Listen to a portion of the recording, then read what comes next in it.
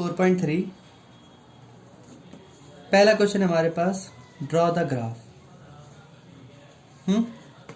तो पहली इक्वेशन हमारे पास x + y = 4, जिसका हमें ग्राफ बनाना है। बहुत आराम से देखेंगे। सबसे पहले जब भी हमारे पास ग्राफ होगा तो हम सबसे पहले x की वैल्यू लेट करेंगे। जैसे क्या लेट करी, सबसे पहले हमने x मान लिया 0, तो x + y = 4 है। x की वैल्यू 0 डालने पर y कितना आएगा 4। तो पहले ग्राफ की वैल्यू हमारे पास आ गई। ऐसे हमें दो सोल्यूशन निकालने हैं।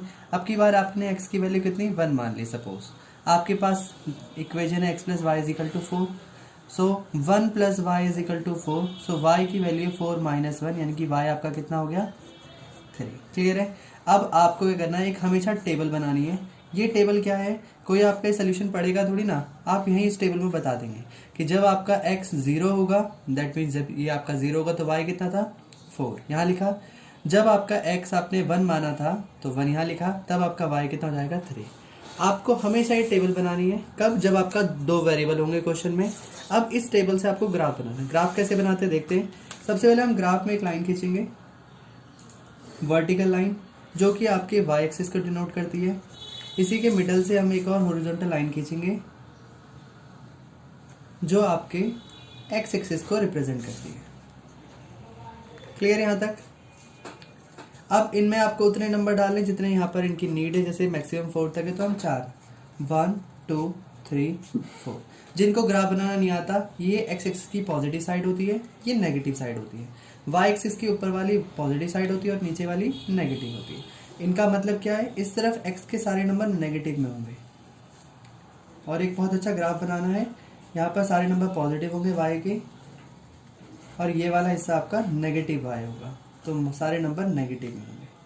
यहाँ तक क्लियर है। अब देखो, पहले टेबल पर चलेगी ये वाली 0 पर 4, यानी कि जब x का कोऑर्डिनेट 0 होगा, देखो x की कोऑर्डिनेट मतलब जहाँ पर x 0 होगा वहाँ पर y कितना होना चाहिए 4, तो हम 4 पे आके टिक मार देंगे।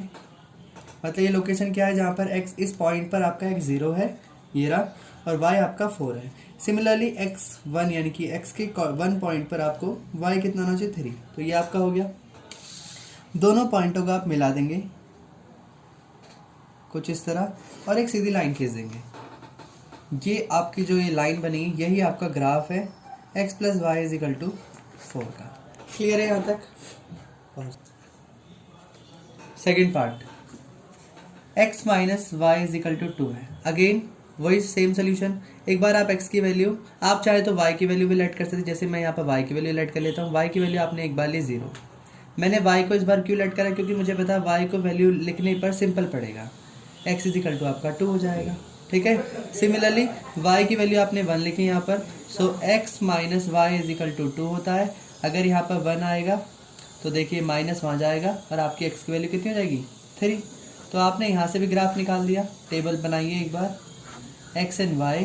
यहाँ पर x है आपका 2, y है आपका 0, यहाँ पर y है आपका 1 और x है आपका 3। इससे मिल जुलता आप यहाँ पर ग्राफ बनाएंगे।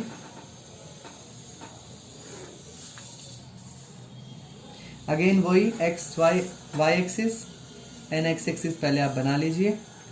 अब देखिए मैक्सिमम 3 नंबर है, तो मैं यहाँ पर 1 2 3 -1 -2 -3 1 2 3 एंड -1 -2 -3।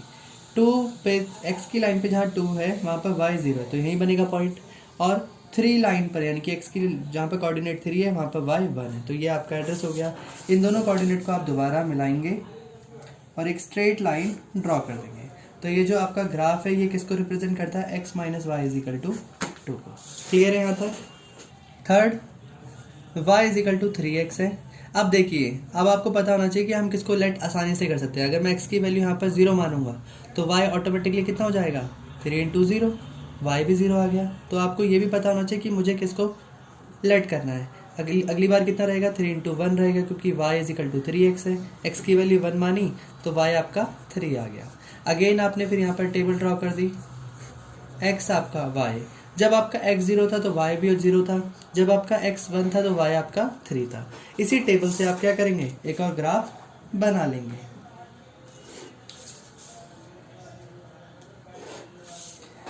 देखिए मैक्सिमम 3 पॉइंट तक है, तो 1 2 3 ये आपका y एक्सिस है। सिमिलरली ये आपका x एक्सिस है 1 2 3 -1 -2 -3 एंड -1 -2 -3 है।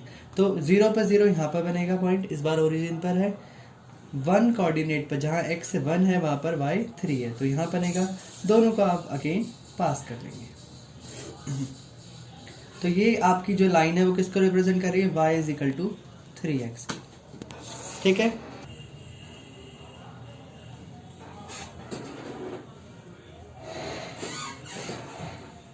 अब जैसे यहाँ पर है लेट, अब मैं यहाँ पर x की वैल्यू लेट कर लेता हूँ। x की वैल्यू मैंने एक बार 0 ली, तो 3 = 2x + y है।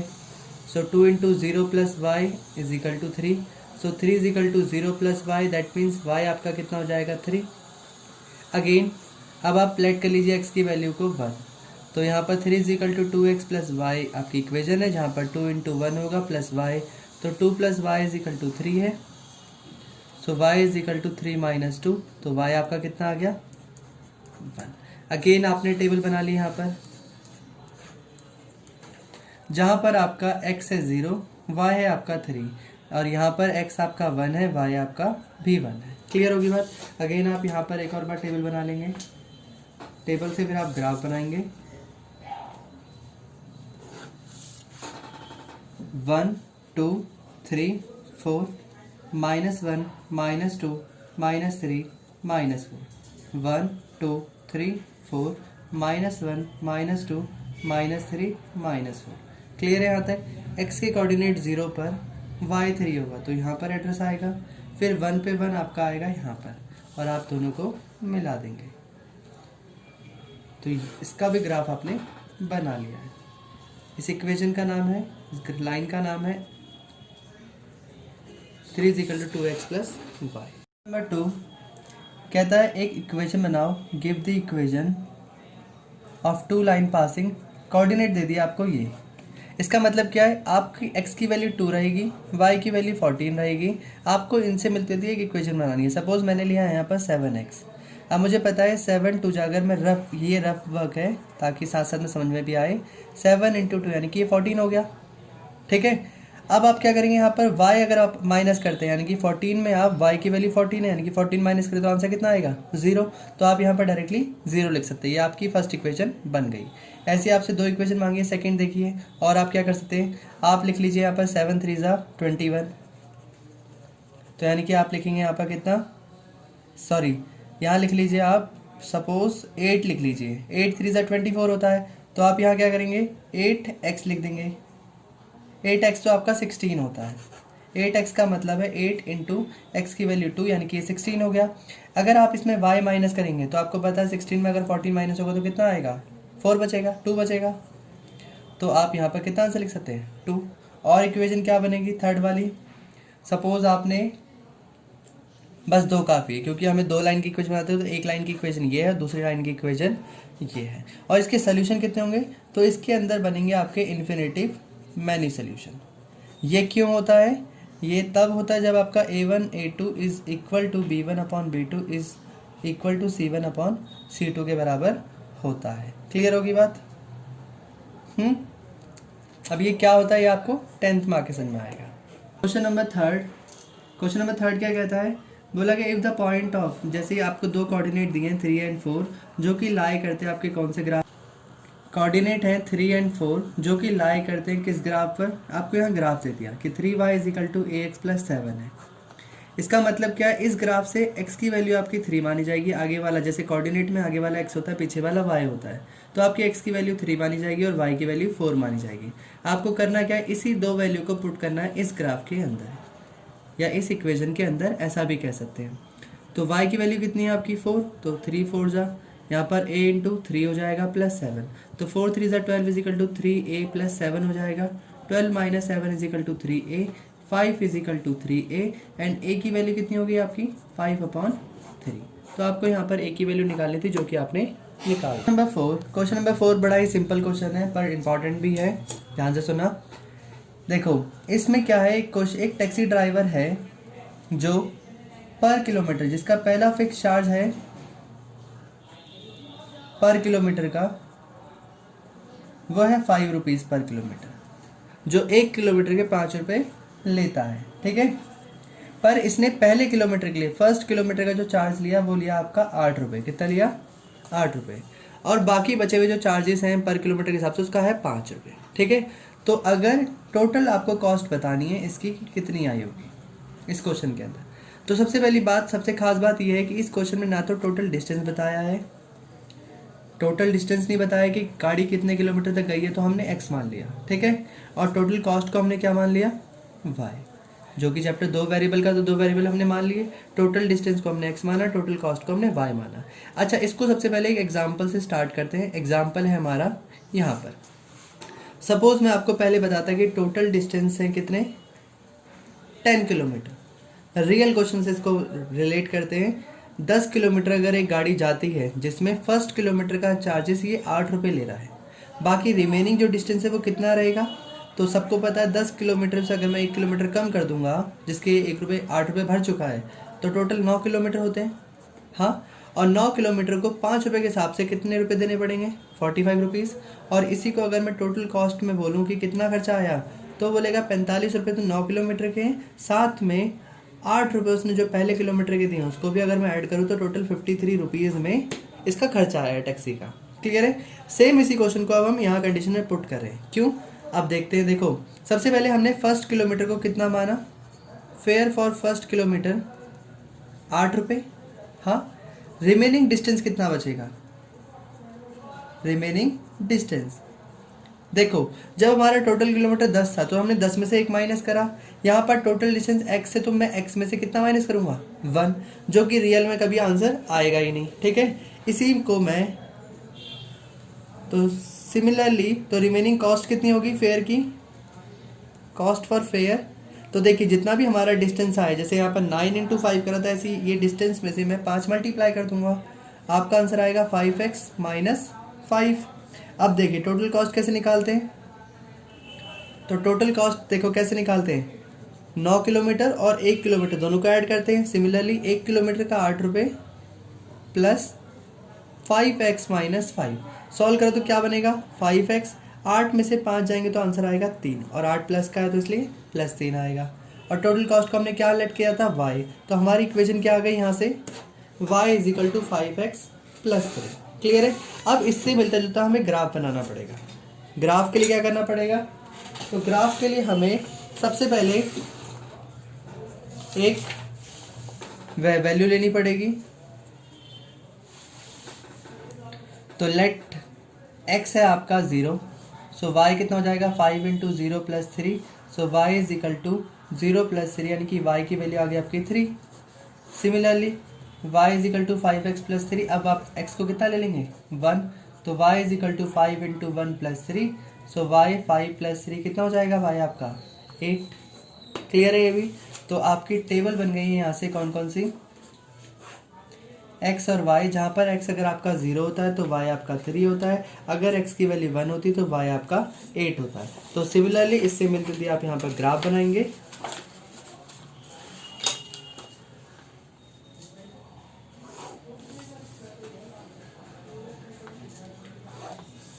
मैक्सिमम 8 नंबर तक जाना है y में, तो y यहाँ पर 8 होने चाहिए। 1 2 3 4 5 6 7 और ये 8, तो यानी कि ग्राफ थोड़ा सा और बड़ा बनेगा। बाकी यहाँ पर आप कम वैल्यू भी लिख सकते हैं। 1 2, x की लाइन पे मैक्सिमम 1 है तो मैं इसको 4 तक ही लिखूंगा, ज़्यादा नहीं। -1 -2 -3 एंड -4। बस जितनी वैल्यू हम यहाँ पर लिख रहे हैं उन नंबरों में हमारे बस ग्राफ बन जाना चाहिए। तो 0 पे 3 कहाँ बनेगा? x पे 0, y पर 3, यहाँ पर आएगा पॉइंट। अगली बार x का 1 कोऑर्डिनेट पर y 8 होगा, यहाँ पर आएगा। इन दोनों को आप मिला दीजिए, तो दोनों कोऑर्डिनेट को जब आप मिलाएंगे सो बनेगा आपका y = 5x + 3 का ग्राफ। क्लियर है? सबसे पहले क्वेश्चन को स्टेटमेंट में पढ़ लेते हैं। लिखा work done is equal to, तो यहाँ से कुछ फॉर्मूला बनेगा। वर्क डन जो कि किसके इक्वल है? By the body on an application of a constant force it directly proportional to the distance. तो ये दो चीज़ें आपको ध्यान रखनी है कि वर्क डन कैसे निकलता है, फोर्स इनटू में डिस्टेंस। ये आपने फॉर्मूले में भी पढ़ रखा है कि W is equal to F into S होता है। क्लियर है, यहाँ पर ये यही कहना चाह रहा है। यहाँ पर इसने आगे कहा है express this equation in the form of equation of two variable, draw the graph. आप इसे पहले इक्वेशन में कन्वर्ट कीजिए और इसका फिर ग्राफ भी बनाइए। ठीक है, जहाँ पर इसने कहा है कि फोर्स कितना होगा आपका 5 यूनिट, यानी कि जहाँ पर फोर्स हमेशा कितना रहेगा 5 यूनिट। तो इसका मतलब क्या हो गया, W is equal to 5 into distance हो गया, है ना। और अब आपके पास पता है ना, तो आपको W पता है ना, तो आपको D पता है। सो लेट आगे भी बताएगा, बोला है also from the graph work done when the distance travel by the body is. अब देखो हम कुछ भी कर सकते, तो मैंने वर्क डन को क्या माना, let the work done will be x और distance covered will be y ले लिया मैंने। तो मेरा क्वेश्चन बन गया x is equal to 5 into Y, यानी कि इक्वेशन आ गई x is equal to 5y। Clear है यहाँ तक। अब मैं क्या करूँगा, साथ साथ में टेबल बना लूँगा ग्राफ के लिए। अब देखिए ये तो मैं डायरेक्टली भी कर सकता हूँ। अगर मैं y की वैल्यू को 0 पुट करूँगा तो x आपका ऑल्सो 0 आएगा। अगर मैं y की वैल्यू 1 पुट करूँगा तो 5 बन जा कितना होता है 5। क्लियर है यहाँ तक। अब इसका आप ग्राफ बना दीजिए। तो ग्राफ बड़ा सिंपल बनेगा इसका।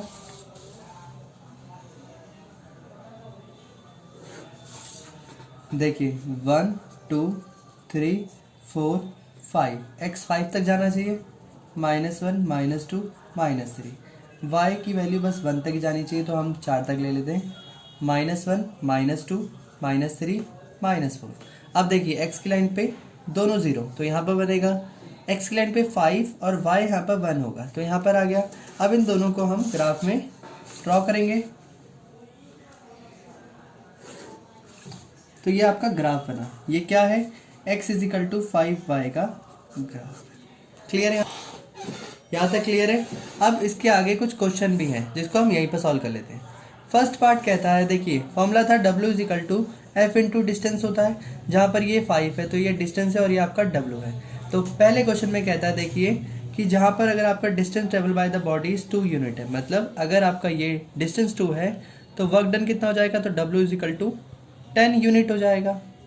क्लियर। सेकेंड पार्ट कहता है दोबारा से W is equal to F into D, जहाँ पर फोर्स तो आपका 5 है। अब यहाँ पर डिस्टेंस बोला 0 यूनिट, अगर आपका डिस्टेंस 0 है तो वर्क डन कितना होगा, तो W is also 0 unit. Clear है। अब ये कंप्लीट हो चुका है पूरा। यामिनी और फातिमा दो लड़कियां हैं जो कि दोनों के दोनों पैसे जमा करती हैं। दोनों ने कंट्रीब्यूट करे। पहले क्वेश्चन पढ़ लेते हैं। Yamini and Fatima 2 student of class 9 थे जिन्होंने दोनों ने मिलकर कंट्रीब्यूट करे 100 रुपये प्राइम मिनिस्टर रिलीफ फंड में। ठीक है। अब क्वेश्चन बोला गया इसकी इक्वेशन बनाओ। इक्वेशन बनाने के बाद इनका डाटा को ग्राफ में ड्रॉ भी करो। ठीक है, क्लियर है। अब देखिए सबसे पहली बात तो यह है कि यामिनी और फातिमा ने कंट्रीब्यूट करे। Let Yamini contribute. अब हम ये नहीं कह सकते कि दोनों ने 50-50 रुपये करे हैं। क्या पता यामिनी तेज उस दिन 10 रुपये लाई थी और फातिमा ने 90 रुपये दिए हों, या उल्टा भी हो सकता है। तो हम क्या करेंगे, let Yamini contribute x rupees और फातिमा कंट्रीब्यूट y रुपीज़। बस मुझे इतना पता है कि अगर x और y दोनों को मिलाते तो कितना बनेगा, 100 बनेगा। यहाँ तक क्लियर है। अब देखिए इसका फिर से टेबल बनाना है। अब ये टेबल इतनी सिंपल है कि मैं इसको यहीं हाथों हाथ ही ख़त्म कर सकता हूँ। कैसे, अगर मैं आपसे बोलूँ कि x अगर आपका 40 है तो 40 वहाँ जाके माइनस होगा और y आप बोल देंगे 60 आएगा। सिमिलरली अगर मैं y को 60 ले लूँगा तो x 40 आएगा। क्लियर है यहाँ तक। अब इसका ग्राफ बना के देख लेते हैं। ग्राफ में अब मैं क्या करूँगा, मुझे पता है 60 तक जा रहा है तो कुछ 10-10 के इंटरवल पे ग्राफ बनेगा। सपोज 10, 20, 30, 40, 50, 60। सो y आपका 60 तक जाएगा। ये y एक्सिस है आपका, -10, -20, -30 एंड -40। सिमिलरली -10, -20, -30 और यहाँ पर 10, 20, 30, 40, 50, 60। x भी आपका 60 चला गया। अब आपको पहले कोऑर्डिनेट में क्या करना है, x 40 है, 40 की लाइन पे y आपका 60 होगा तो यहाँ पर आएगा। नेक्स्ट लाइन पे x यहाँ पर आपका 60 है, वहाँ पर y आपका कितना है, 40 है। तो कुछ इस तरह का बन गया। अब x plus Y is equal to 100 है, जहाँ पर हमने इनकी वैल्यू बनानी सीख ली थी। अब देखिए x की लाइन पे 40, जहाँ पर x आपका 40 होगा वहाँ पर y आपका 60 होगा। सिमिलरली x यहाँ पर 60 है तो 60 यहाँ पर, 60 पे y आपका 40 यहाँ पर आएगा। दोनों पॉइंटों को आप लाइन से मिला देंगे। ये जो आपकी इक्वेशन बनी है ये रिप्रेजेंट करती है x is equal to Y is equal to 100 को। क्लियर है यहाँ तक? इस क्वेश्चन को हम थोड़ा उल्टा चलाएंगे। जैसे सबसे पहले हमें बताया गया फ़ारेनहाइट का फॉर्मूला होता है 9/5 इंटू सेल्सियस प्लस 32। क्लियर है यहाँ तक सबको? फर्स्ट क्वेश्चन में कहा गया कि इसे आप ग्राफ बनाइए। हम अभी ग्राफ नहीं बनाएंगे, ये पॉइंट हम सबसे लास्ट में करेंगे। तो सबसे पहले सेकंड पॉइंट को लेके चलते हैं। सेकंड पॉइंट कहता है अगर टेम्परेचर आपका 30 डिग्री सेल्सियस है, दैट मीन्स अगर आपका सी 30 डिग्री है, सी आपका 30 है, तो बताइए फ़ारेनहाइट कितना होगा। तो हम फॉर्मूला को रिप्रेजेंट करेंगे जहाँ पर सी आपका कितना है 30, तो इस सी की जगह पे हम लिख सकते हैं 30 डिग्री प्लस 32। 5 से घटाइए 6 टाइम्स में, 9 6 54 प्लस 32 हो जाएगा, प्लस करेंगे तो बनेगा 4 और 2 6, 5 और 3 8। तो एफ कितना आ गया आपका 86 फ़ारेनहाइट। थर्ड पॉइंट, अगला अगेन सेम फॉर्मूला लिखना है, एफ इजिकल टू 9/5 अपॉन में सी प्लस 32। अब कहा गया थर्ड पार्ट में अगर आपका 95 डिग्री फ़ारेनहाइट है तो एफ़ की वैल्यू कितनी है 95 डिग्री। तो बताओ सेल्सियस कितना होगा। तो एफ़ की जगह पे हम 95 लिखेंगे। क्लियर है यहाँ तक? अब देखिए सॉल्व कैसे करना है। सबसे पहले जो ये प्लस है यहाँ जाके माइनस हो जाएगा। क्लियर है? 5 में से 2 गया 3 आएगा, 9 में से 3 गया 6 आएगा। अब सी निकालने के लिए क्या करेंगे, 63 इंटू में देखो 5 जो नीचे था वो ऊपर, जो ऊपर था वो नीचे, 9 से कटा 7 आएगा यहाँ पर, 7 5 से 35। तो सी कितना आ गया आपका 35 डिग्री। क्लियर है?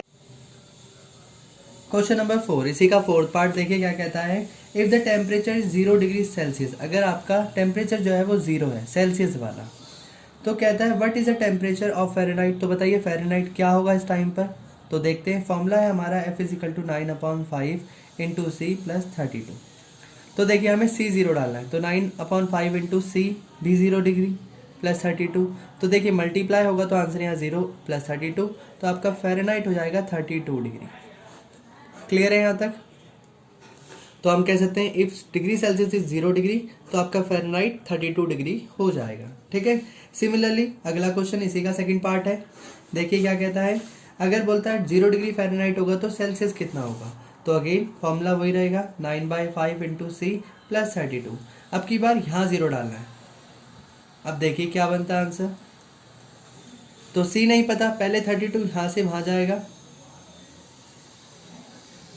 तो -32 इज इक्वल टू सी, और ये जो 9/5 है यहाँ जाके 5/9 बन जाएगा। पता ये कैसे बनेगा। तो ये बनेगा आपका 5 to 10, ये 160 अपॉन में 9 आपका सी हो जाएगा। क्लियर है?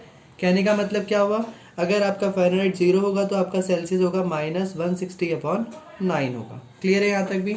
अब इसका लास्ट पॉइंट, फिफ्थ पॉइंट, जो कि अपने आप में बहुत बड़ा है और इम्पॉर्टेंट भी है। Is there a temperature will is numerically same in both Fahrenheit and Celsius. कहना चाह रहा है कि क्या कभी फ़ारेनहाइट डिग्री और सेल्सियस डिग्री क्या सेम होंगे, क्वेश्चन मार्क।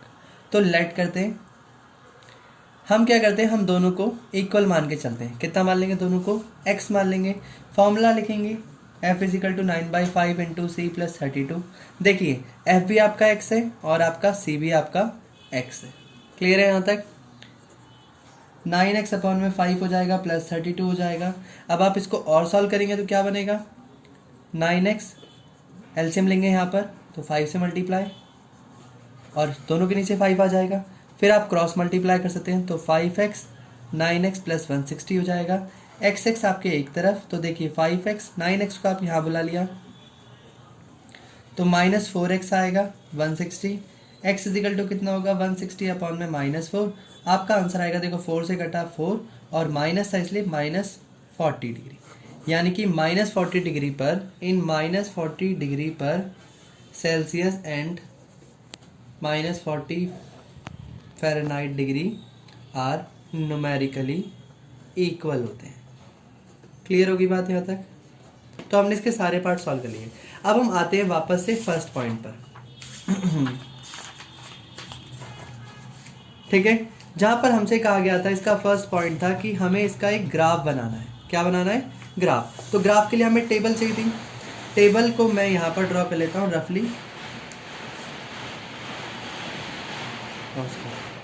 देखिए अब हमारे पास बहुत सारी वैल्यू है।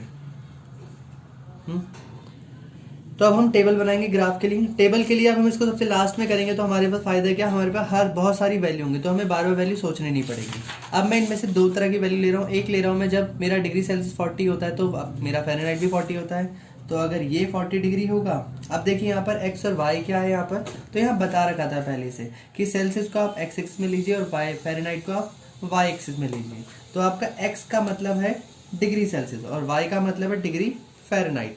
तो जब -40 होता है तो ये भी -40 होता है। क्लियर है।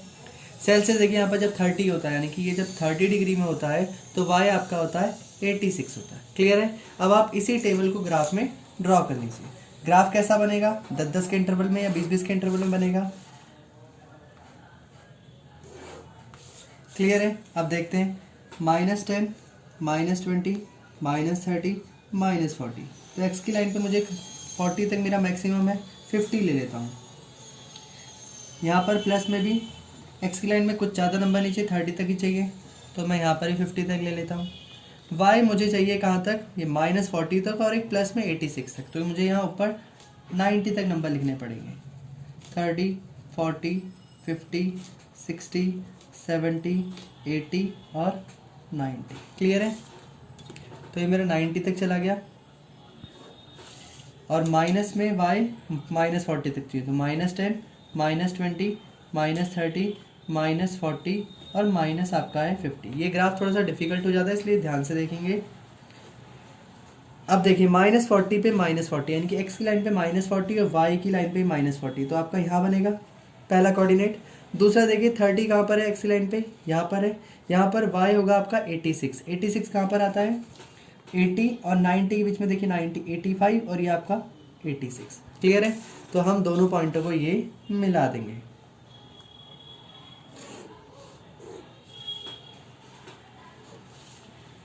ये जो मेरा ग्राफ बना ये किसको रिप्रेजेंट करेगा, इक्वेशन में लिखेंगे तो देखो क्या बनेगी इक्वेशन। अब देखिए degree F is equal to 95C + 32 है। मुझे पता है मैंने इसको एक्स में लिया था और इसको वाई में लिया था तो इक्वेशन बनेगी ये y is equal to 9/5 × x + 32। Clear है।